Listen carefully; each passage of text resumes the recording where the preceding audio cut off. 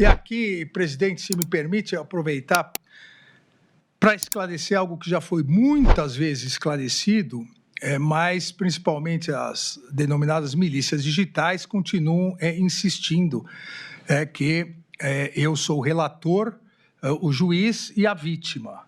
É importante deixar muito claro que a denúncia aqui não se refere à tentativa de homicídio. Obviamente que se houvesse uma denúncia por tentativa de homicídio contra um magistrado do Supremo Tribunal Federal, esses fatos seriam apartados e seria distribuído para outro ministro do Supremo Tribunal Federal. Aqui, não. Aqui é atentado contra as instituições democráticas. E o atentado narrado pela Procuradoria-Geral da República a partir das investigações da Polícia Federal se dão no contexto de tentar obstruir as investigações já iniciadas há mais de 3 anos. Aqui é sempre bom repetir, sempre bom insistir, que investigado não escolhe o juiz. Não é o investigado que vai escolher qual o juiz que o julgará.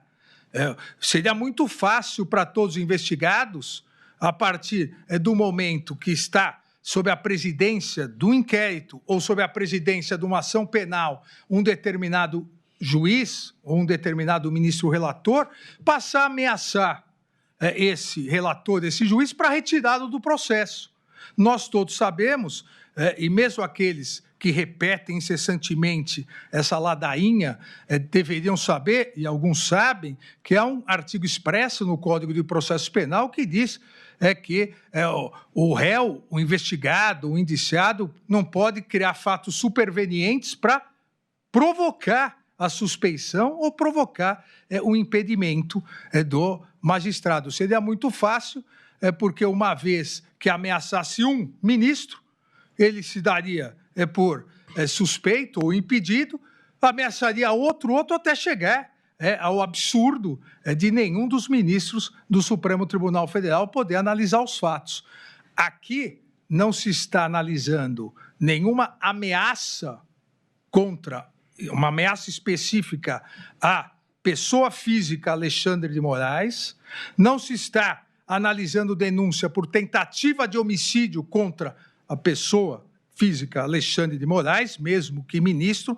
Aqui, o que se está analisando, uma série de fatos encadeados pela denúncia da Procuradoria-Geral da República contra a instituição democrática Poder Judiciário, contra os seus membros enquanto integrantes do Poder Judiciário.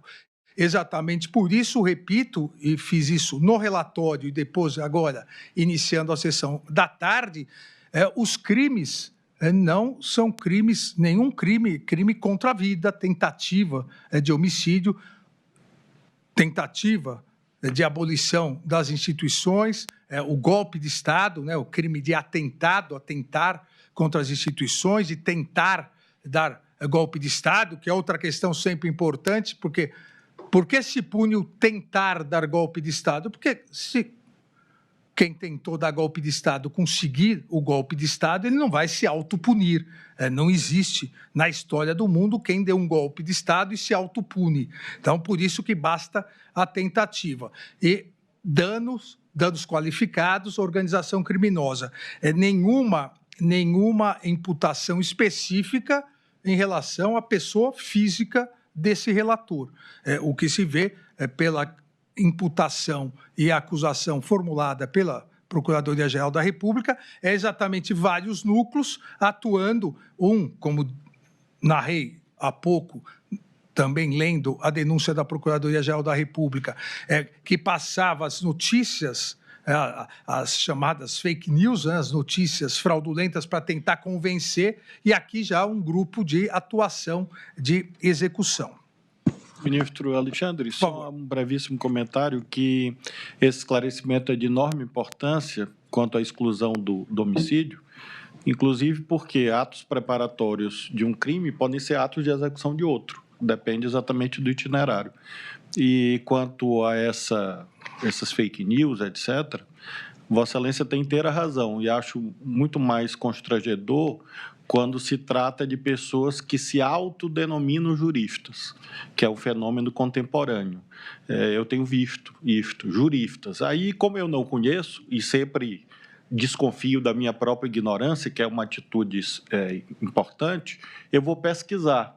E aí o jurista que fez o comentário não tem um único livro publicado, não tem um único título acadêmico, nunca passou no concurso público, ele é jurista de internet. Então, acho que é mais grave quando vem esses comentários, e por isso essa observação de Vossa Excelência é muito importante. Vossa Excelência não está, neste caso, julgando crimes do qual foi vítima. É muito importante esse esclarecimento, até para colaborar para os verdadeiros juristas e para os juristas de internet. Ministro Flávio, às vezes Vossa Excelência está levando jurista como se fosse o profissional do saber jurídico, que cria o saber jurídico. E, às vezes, jurista tem outras conotações. Por exemplo, quem pega dinheiro a juros ou empresta é jurista. Então, é preciso também levar com cuidado. As palavras em português são polissemânticas. Polissêmica, né? Exatamente, tem vários sentidos. E apenas para não deixar a Bíblia de fora, quem presta dinheiro a juros comete um pecado, né? Segundo o Antigo Testamento. Vossa Excelência é candidato a Papa. Eu percebo uma certa... A dependência.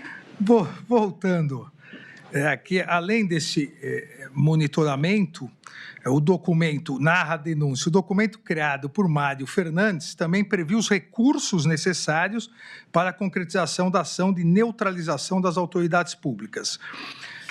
Inclusive, cita a denúncia, 6 telefones celulares descartáveis com chip da operadora TIM, que coincidiu exatamente com os equipamentos utilizados na operação de campo Copa 2022, na execução do Plano Punhal Verde-Amarelo.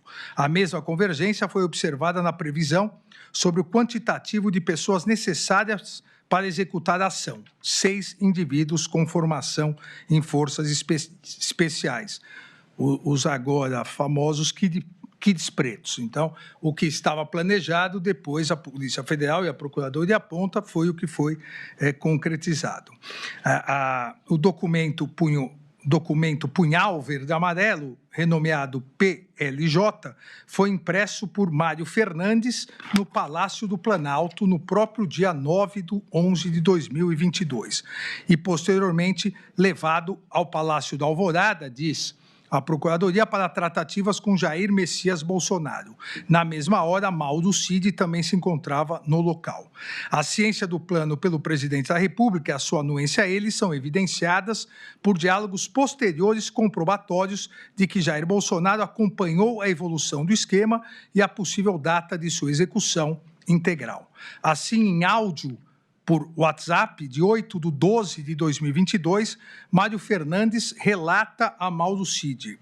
Aqui é descrito um áudio que está nos autos, que havia estado... Mauro Fernandes relata a Mauro Cid, que havia estado pessoalmente com Jair Bolsonaro e debatido o momento ideal de serem ultimadas as ações tramadas, entre aspas, diz Mário Fernandes a Mauro Cid. Durante a conversa que eu tive com o presidente, ele citou que o dia 12, pela diplomação do vagabundo, não seria uma restrição, que isso pode, que qualquer ação nossa pode acontecer até 31 de dezembro e tudo.